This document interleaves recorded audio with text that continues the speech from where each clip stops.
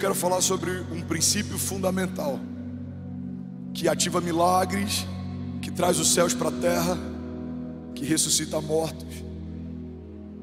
Quero falar nessa noite sobre o poder da fé. Alguém quer ouvir mais sobre o poder da fé? Diga eu. Hebreus 11:1 diz assim: ora, a fé é a certeza daquilo que esperamos e a prova das coisas que não vemos. Primeiro princípio básico da fé: fé é confiança. Fala comigo, fé é confiança. É por isso que a fé não pode ser sensorial. Os sentimentos são enganosos. O que você sente sobre Deus é volúvel. Sentimos que Deus é bom no dia bom. Sentimos que Deus talvez não seja tão bom no dia mau. Achamos que Deus é generoso quando as portas se escancaram. Começamos a questionar se talvez Deus não tenha nos abandonado quando algumas portas se fecham. Achamos que Deus é maravilhoso quando a notícia da gravidez chega. Alguns abandonaram a fé quando a notícia que o bebê não está mais vivo no ventre chegou na mesma casa. Quando a minha fé é sensorial, inimigos me cercando significa um abandono, inimigos fugindo significa cuidado. Mas quando a minha fé não está pautada naquilo que eu sinto, mas está pautada naquilo que eu creio, independente das circunstâncias ao meu redor, existe uma firme convicção: eu sei quem Deus é e eu sei o que Ele pode. Alguém está comigo? Diga amém. Fé não é o que se sente, fé é o que se sabe. Porque sentimentos passam, a Bíblia diz que o nosso coração é enganoso. Mas o que você sabe sobre Deus é revelado na sua crise. O que sabemos, Malaquias, sobre Deus é revelado nos nossos desertos. Falamos que Deus é bom, falamos que Deus é fiel, falamos que Deus é um Deus de promessas, mas na nossa crise, aquilo que a gente fala sai de cena e aquilo que de fato a gente sabe assume o protagonismo. Eu lembro que em 2017, quando eu fui internado, no dia anterior eu estava orando por pessoas e muitas foram curadas. No dia seguinte eu estou sendo internado e para muitos não fazia sentido. Como alguém que prega a palavra da fé e está em nome de Jesus curando enfermos, agora está cometido por uma enfermidade? Você precisa ter uma firme convicção, senão no teu vale você duvida se de fato aquilo que Deus disse que vai acontecer é verdade. O salmista nos ensina algo poderoso. Ele diz: mesmo que eu ande por um vale de sombras e morte, mal nenhum eu temerei, porque tu, Senhor, estás comigo. O salmista está dizendo: aonde eu ando é temporário, é transitório, mas quem está comigo, o caráter dele não muda, a vontade dele é a mesma. Ele não é homem para que minta, ele não é filho do homem para que se arrependa. Se Deus disse que vai acontecer, vamos, alguém comigo aqui, no céu já aconteceu. E é por isso que o princípio básico da fé é que fé é confiança. Você tem que confiar que Deus pediu para construir um barco quando nem chuva existe. Você tem que confiar que não é loucura Deus te pedir para pegar um cajado e tocar no mar e algo vai acontecer se você obedecer. Você precisa confiar que aquela fornalha, aquecida muitas vezes mais, não vai te ferir, ou que os leões que estão famintos na mesma cova em que você está sendo lançado não vão te devorar. Você tem que confiar que quando Ele diz vem, o seu pé vai tocar sobre as águas, mas entre a água e os seus pés existe uma palavra que construiu um caminho de milagres. Você tem que confiar que o pão vai descer do céu todos os dias, e é por isso que você não pode guardar o maná do dia para o outro, apodrece. Deus está dizendo: confie, em todos os dias eu acrescentarei. Alguém comigo aqui, diga amém. Como saber quem confia e quem não confia? Durante o deserto era fácil.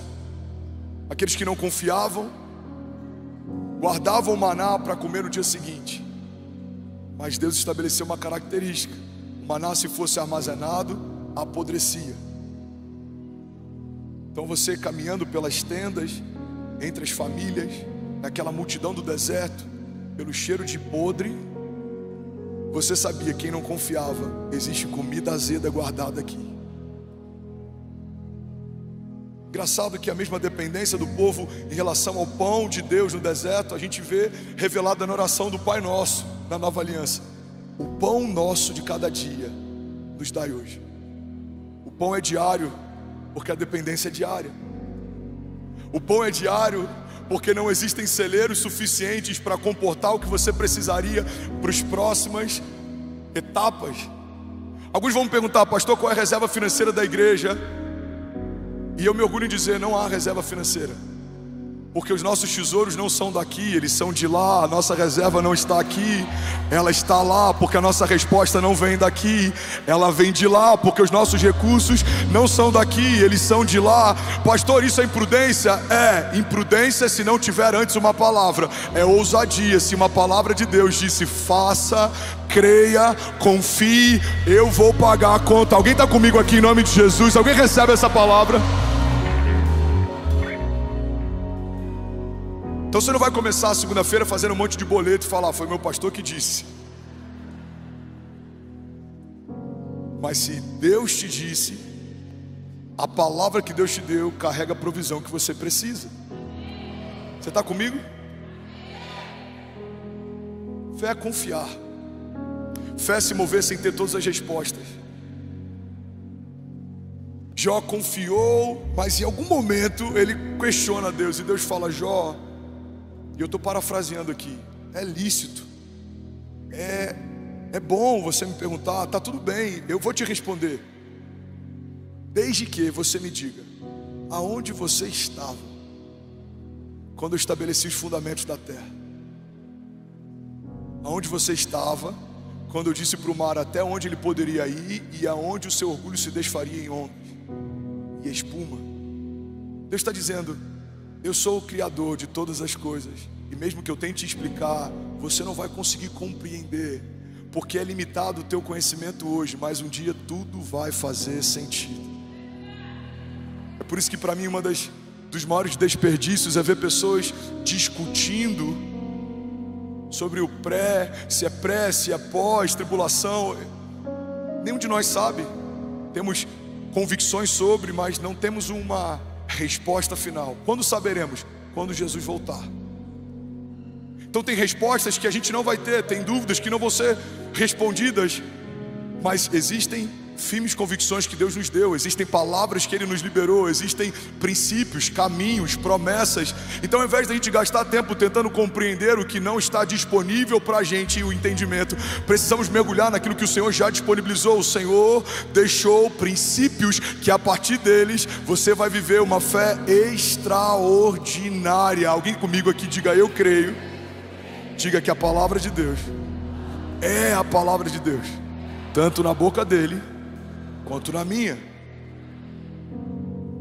Fé significa confiar. Fala comigo, Lagoinha, fala: fé significa confiança. É por isso que você pode perder tudo, mas se você não perder a fé, você não perdeu nada. A fé é a matéria-prima para recomeçar. A fé é a matéria-prima para começar a partir do nada. A fé é a matéria-prima que os heróis da fé utilizaram para vencer exércitos, conquistar terras, para enfrentar o poder da espada ou do fogo. Hebreus 11 fala sobre a galeria dos heróis da fé. Se moveram em fé, romperam em fé. Eu quero declarar em nome de Jesus que a nossa jornada vai ser conhecida como uma jornada de fé. Não vai dar para explicar o que você está vivendo se a palavra fé não tiver em vários momentos da tua biografia. Eu amo uma frase do Bill Johnson, eu já compartilhei ela algumas vezes. Ele diz que Deus está à procura de pessoas que não amam o mundo para que possa confiar o mundo a eles. Pessoas que não amam o mundo se movem por fé. Por quê? Eu sei que o meu Redentor vive. Eu sei que Ele é fiel em todas as suas promessas. Eu sei que não é daqui que vem o meu socorro. Eu sei que os meus olhos naturais são enganosos, o meu coração é enganoso, mas a palavra que vem de Deus para mim, ela é verdade e vida. Eu sei que podem todas as coisas passar, mas as promessas que Ele me fez não passarão. Eu sei. Pastor, você se sente desanimado em alguns momentos? Em alguns momentos sim. Eu sinto medo também, eu sinto cansaço.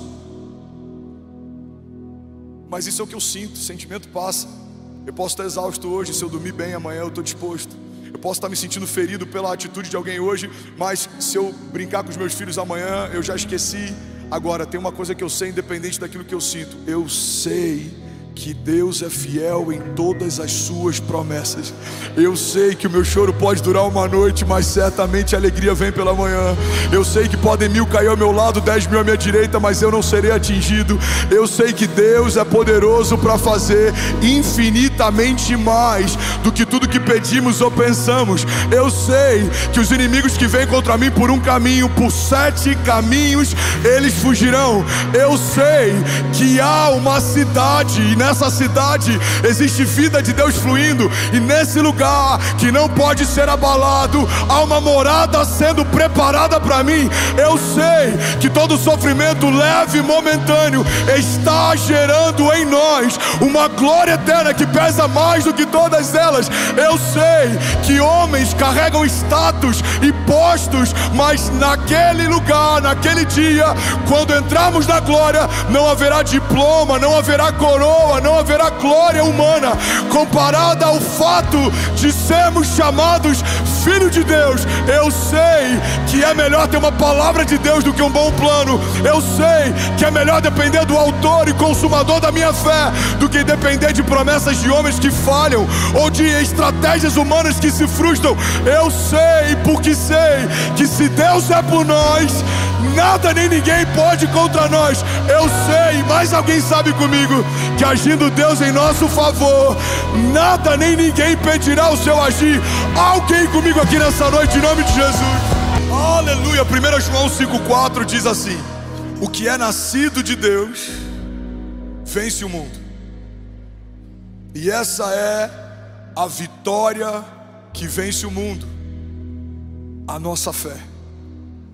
Eu vou falar de novo, e é alguém ativado no Espírito Santo, algum carismático apaixonado, algum voluntário apaixonado vai celebrar isso. A palavra de Deus diz, 1 João 5,4: o que é nascido de Deus vence o mundo.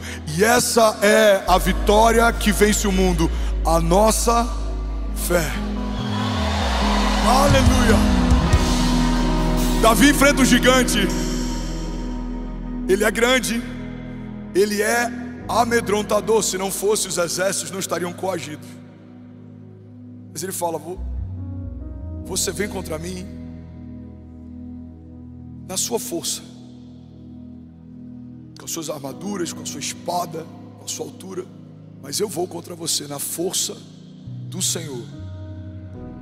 Irmão, guarda isso aqui. Todas as vezes que você procurar no espelho respostas para que você não tenha medo, você vai se amedrontar, porque não é sobre você. Se eu acordar na segunda-feira de manhã, quando chegam os relatórios financeiros, vejo as contas que tem para pagar, os desafios que a gente tem, seja de RH, liderança, pessoas.